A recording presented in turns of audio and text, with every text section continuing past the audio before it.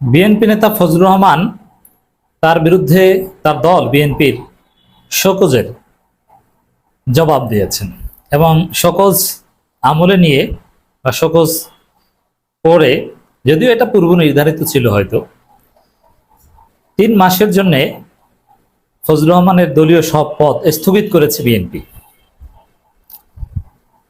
ফজলুর রহমানের শোকজের জবাবে যা লিখেছে এবং শেষ পর্যন্ত বিএনপির যে চূড়ান্ত সিদ্ধান্ত ফর দি টাইমিং 3 মাসের জন্য বাতিল, কিন্তু নয় স্থগিত। অবশ্য এর মধ্য দিয়ে হয়তো বা বিএনপির সাথে ফজলুর রহমানের পথ চলার সমাপ্তি। আপনি যা বলেন না কেন, এক কথা যদি বলি, এই ঘটনাটা হচ্ছে জামাত শিবিরের বিরাট বিজয়। জামাত শিবিরের লোকজন আপনারা এটাকে উদযাপন করতে পারেন এবং দর্শক আপনারা শেয়ার করে জনগণকে জানিয়ে দিন যে না, এটা একটা জামাত শিবিরের বিজয়। কারণ কি, এই কয়েক ঘন্টা আগে বিএনপির অনেক লোক দেখলাম টক শোতে আমাদের সাথে আলাপ আলোচনায় বলছে বীর মুক্তিযোদ্ধা ফজলুর রহমান কি একটু বলেছে, এটা নিয়ে এরকম করা ঠিক না, অমুক তমুক নানান কিছু। বীর মুক্তিযোদ্ধা ফজলুর রহমান, এখন বিএনপি এই মুক্তিযোদ্ধার দলীয় পদ স্থগিত করেছে, এটা কি সুন্দর হলো? মুক্তিযোদ্ধার প্রতি সম্মান হলো? আবার এই মুক্তিযুদ্ধ তো ভাই 5 আগস্টের বিরুদ্ধে কিছু বলেন নাই, তিনি বলেছেন জামাত শিবিরের বিরুদ্ধে। শোকজের জবাবে এটাই বলেছেন, বিশাল জবাব দিয়েছেন। তাহলে কি প্রমাণিত হলো যে জামাত শিবিরকে কালো শক্তি বললে জামাত শিবির তার পদ খেয়ে দিতে পারে? এখন এই পদ কিন্তু চলে যেত না 3 মাসের জন্য, যে 3 মাসের জন্য, মানে এটা সারা জীবনের জন্য ফজলু শেষ। ফজলুর কোনো রাজনীতি বাংলাদেশে নেই। অন্য কোন দল থেকে 3 মাস পর আবার আসুক না বিএনপিতে, বিএনপি নমিনেশন দিক না, অথবা ফজলু একমাত্র ফজলুর সামনে অপশন, এবং এটা হতে পারে যে তিনি এনসিপিতে যোগদান করবেন, এনসিপির হয়ে নির্বাচন করবেন। ফজলু যে পরিমাণ বাটপার, 1991 সালে এই পর্যন্ত 4 দল থেকে 4 বার নির্বাচন করে পরাজিত হয়েছে। তো এই বাটপারের বাচ্চা বাটপার, এই মুক্তিযোদ্ধার চোর ডাকাত,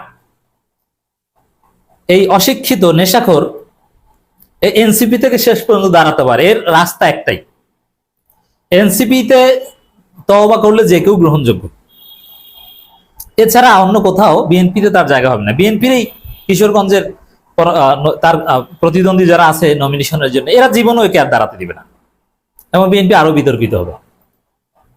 এটা পুতুল খেলা না যে 3 মাসের জন্য বাতিল করলো আবার। মানে এখানে বিএনপি শেষ পর্যন্ত আমাদের নাকানি চুবানিতে, গালাগালিতে, তারেক রহমানের সব কৌশল টৌশল বাদ দিয়ে শেষ পর্যন্ত সিদ্ধান্ত নিয়েছে না, একে দল থেকে বাদ দিতে হবে।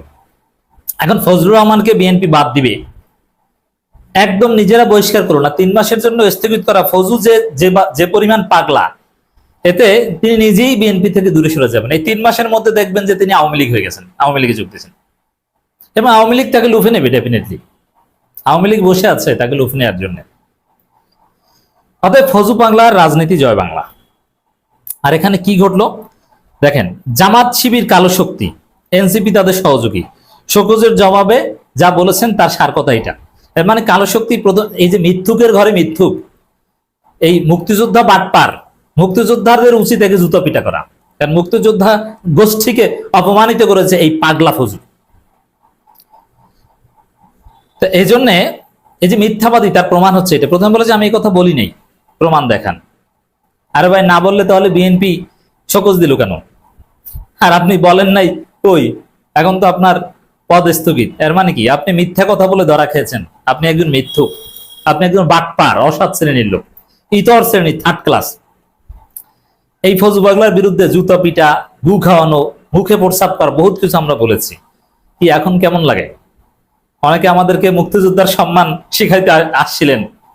আরে ভাই, মুক্তিযোদ্ধা ওবায়দুল কাদেরকে তো পাইলে আমরা হাত পা ভেঙে ফেলতাম। মুক্তিযোদ্ধা আসাদুজ্জামান খানকে পাইলে মানুষ এর চামড়া মাংসের টুকরা ভাগ করে নিত। ওই মুক্তিযোদ্ধা দোচার টাইম নেই। যারা প্রকৃত মুক্তিযোদ্ধা তাদেরকে স্যালুট, কিন্তু মুক্তিযোদ্ধার নামে বাটপারি করবেন, এই হাসিনার স্টাইলে জামাত শিবির উপর দায় দিয়ে আর মুক্তিযোদ্ধা সেজে অপকর্ম ঢাকার চেষ্টা করবেন, এটা কখনো মেনে নেওয়া হবে না।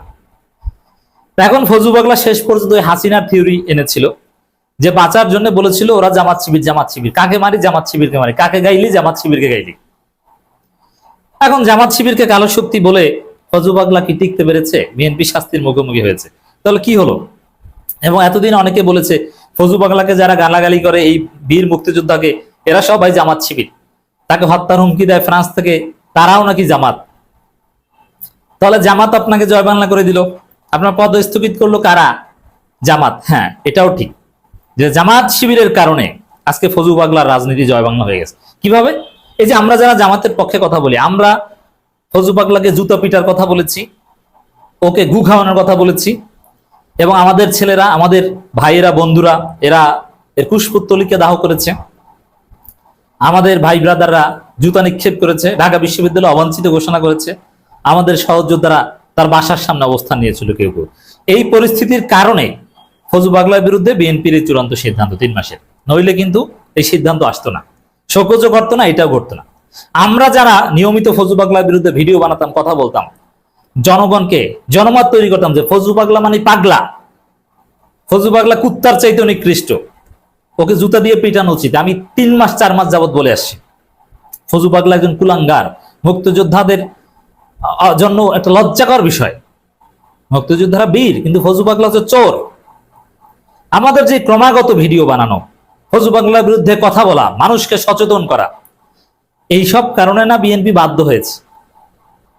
এগুলো না করলে এই যে জামাত শিবির পন্থী লোকজন, ঢাকা বিশ্ববিদ্যালয় শিবিরের মহিউদ্দিন প্রথম ঢাকা বিশ্ববিদ্যালয়ের মধ্যে ফজু পাগলার বিরুদ্ধে বলেছে, এবং সবাই তো বলেছে যে এই যে জুতা নিক্ষেপ নিক্ষেপ করা করে এরা সবাই জামাত শিবির।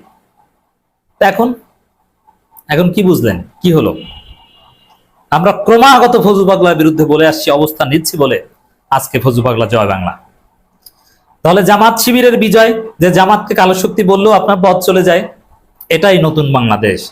আজকে যারা জামাতকে রাজাকার রাজাকার বলে, আজকে ফজু পাগলার অনুসারীরা, ঢাকা বিশ্ববিদ্যালয়ের ছাত্র দলের মাদ্রাসা ছাত্র মাওলানা আবিদ, ভিপি প্রার্থী ছাত্র দলের এই মাওলানা সাহেব, এই হুজুর, তোমরা এই ফজু পাগলার সুরে প্রশ্ন তুলো যে ঢাকা বিশ্ববিদ্যালয়ে শিবিরকে কেন ডাকসু নির্বাচনে সুযোগ দেওয়া হয়েছে? ফজু পাগলার রাজনীতি যেরকম নাই হয়ে গেছে, তোমাদের রাজনীতি এরকম জয় বাংলা হয়ে যেতে পারে।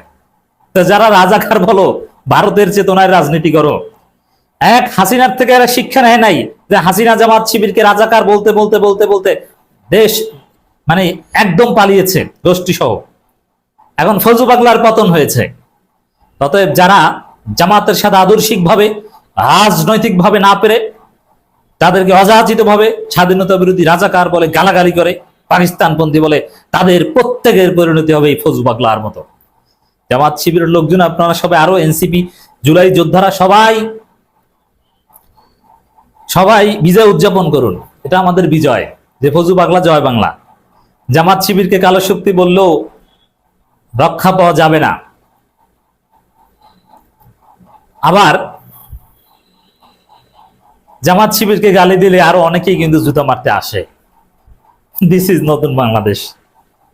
অতএব যারা জামাত শিবিরকে নিশ্চিহ্ন করার স্বপ্ন দেখেন, এখনো আওয়ামী লীগের বাসায় রাজনীতি করেন, তারা এটা থেকে একটু শিখুন।